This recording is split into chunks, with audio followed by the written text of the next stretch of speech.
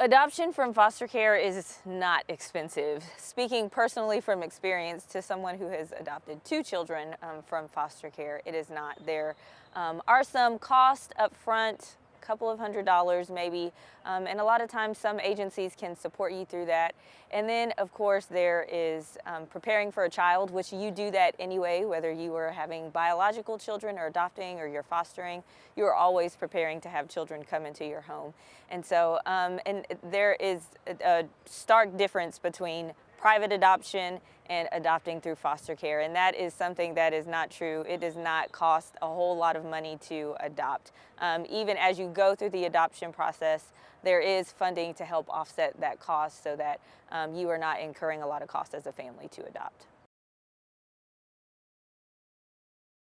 Well, really, when we're talking about foster care and adoption or even volunteering, it doesn't matter. Families of all shapes and sizes are welcome to get involved in some way.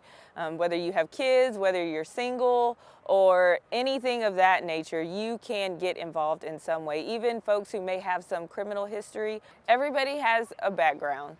Everybody's coming from different circumstances. They've been given different opportunities. And so we just encourage you to talk with an agency representative about your history so they can help you determine if you could qualify to be a foster or adoptive parent.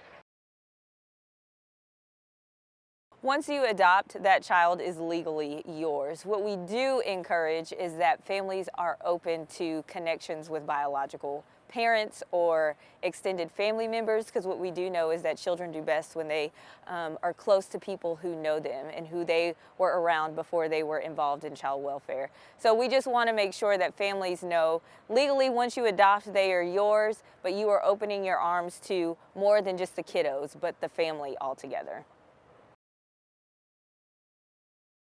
Support is a huge thing when you are adopting or you're fostering. You really need the support, but one of the biggest things is that we have agencies that have support built in for you. So while you will have the CPS worker, when you get licensed with agencies, you also have a case manager that will walk with you through whatever season you're in the process, and there's crisis intervention for you if that's even needed. And there's so many different resources out there through different foster care and adoption organizations that want to make sure that children and families have everything that they need, no matter what part of the foster care system they're involved in. So historically in Travis County, children of color have the highest rate of disproportionality in the state of Texas, which is really unfortunate, and that's not what we want. Black children are often removed quicker, they stay in the system longer, and they're reported on the most. And so we really want to make sure that folks understand that we want to work against that. We don't want to see that happening. There's different initiatives going on around Central Texas where we see folks recognizing that equity within the child welfare system is really important. And so we want to make sure that these families that have this lived experience, that have been at the table, that have some involvement with the child welfare system, or maybe have even had it and they've been reunified with their families, they have a seat at the table to talk about what's going on and what they need to make sure that we can decrease the disproportionality within Central Texas. One of the biggest things I hear is I don't qualify to be a foster or an adoptive parent, and so I can't do anything else. We need you to still volunteer in some way. One of the biggest needs that we have is for families to get trained to be babysitters and respite care providers.